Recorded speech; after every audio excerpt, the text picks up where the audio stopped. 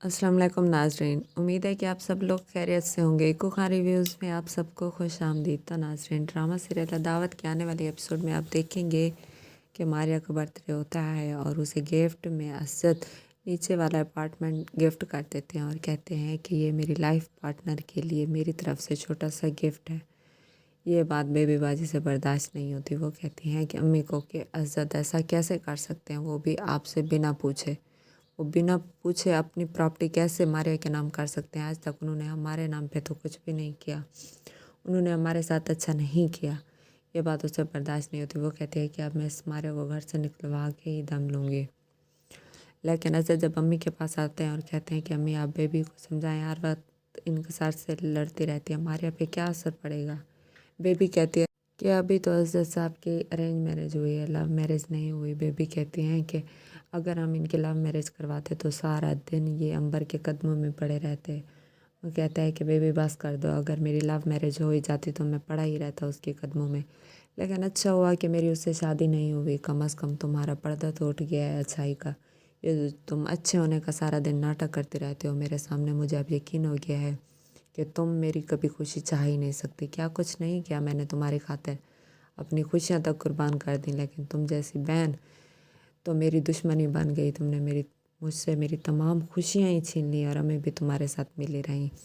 मैंने तुम लोगों से कभी ये उम्मीद नहीं की थी। मैं ये सच्चाई तो कब से जान गया था, लेकिन मैं खामोश था क्योंकि मैं ये नहीं चाहता था कि मैं तुम्हें इंसल्ट करके तुम्हारे इस घर से निकालूं। लेकिन तुमने मेरे साथ अच्छा नहीं किया। उसकी अम्मी उसे समझाने की कोशिश करती हैं, बेटा खामोश हो जाओ, मारिया सुनेगी तो उस पर क्या असर होगा। वो कहते हैं कि सुनने दो मारिया को, मारिया को भी तो पता चले कि ये लड़की कितनी खुदगर्ज है, अपने मकसद के लिए किसी भी हद तक जा सकती है। तो वो कहता है कि अम्मी मैं अब ये बर्दाश्त नहीं कर सकता कि ये मारिया के साथ भी वैसा करे, बेहतर होगा कि ये अपनी लिमिट में ही रहे। उसकी अम्मी उसे समझाने की कोशिश करती हैं कि बेबी आए दिन क्यों तमाशा करती रहती हो, क्यों इनकसार को इस तरह इंसल्ट करती रहती हो। वो कहती है कि अम्मी इनकसार भी अपनी हरकतों से बाज नहीं आता बेबी। ये अच्छा तरीका नहीं है कि शौहर को रात को कमरे से बाहर निकाल दिया जाए। उसने पूरी रात गेस्ट रूम में गुजार दी और तुम लोगों की लड़ाई झगड़े की आवाज़ हम तक तो आ ही गई थी कि अब बच्चों पर कोई असर नहीं होगा तुम्हारे लड़ाई झगड़े का, कि उन तक आवाज़ नहीं गई होगी, क्यों तुम नहीं समझती। तो वो कहती है कि अम्मी मैंने कुछ नहीं किया, मैंने तो उसे ये मना किया था कि तुम नताशा के घर गए क्यों थे, तो वहाँ पे उसकी सेलिब्रेट करने के लिए ये क्यों गए थे, और तो ऑफिस से कोई भी नहीं गया था, ये अकेला क्यों गए थे। उसकी अम्मी कहती हैं कि घर ही गए थे, बाहर तो नहीं गए थे, घर में और भी लोग होंगे, क्यों तुम मुझ पे शक करती हो। वो कहती है कि मुझे जब इसका मिलना उस औरत से पसंद नहीं है तो वो क्यों गए थे। कहती हैं कि बेटा बाज आ जाओ इन हरकतों से। असद एक तो हमसे पहले भी नाराज़ हैं, और ना ही हमारे साथ बैठते हैं और ना ही कोई बात करते हैं, और तुम्हारी इन हरकतों से वो हमें घर से ही ना निकाल दें। तुम क्यों बुरा चाहती हो हमारा और अपने बच्चों का। वो कहते हैं कि अम्मी अज़द भी हमारे साथ अच्छा नहीं कर रहे, वो अपनी बीवी की बातों में आ जाते हैं, लेकिन अब मैं मारिया से पूछ के ही रहूँगी। पहले तो मैं खामोश थी, मुझे लगा कि ये हमारी खैर खा है, लेकिन ये हमारी खैर खा नहीं है। ये सारी की सारी सच्चाई अपने हस्बैंड को बता ही देती है। अब मैं इसे एक एक करके बदला लूँगी।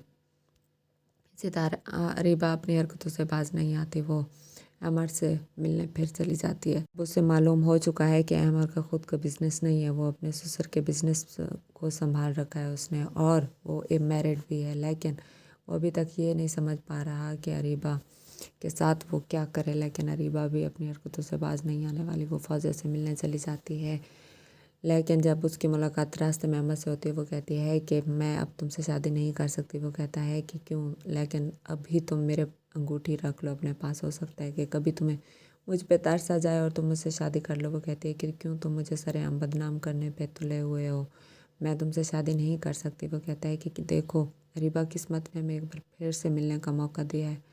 वो कहती है कि अगर किस्मत ने हमें मिलवाना होता तो कॉलेज टाइम ही हमारी शादी हो चुकी होती, लेकिन किस्मत ने हमारा साथ नहीं दिया।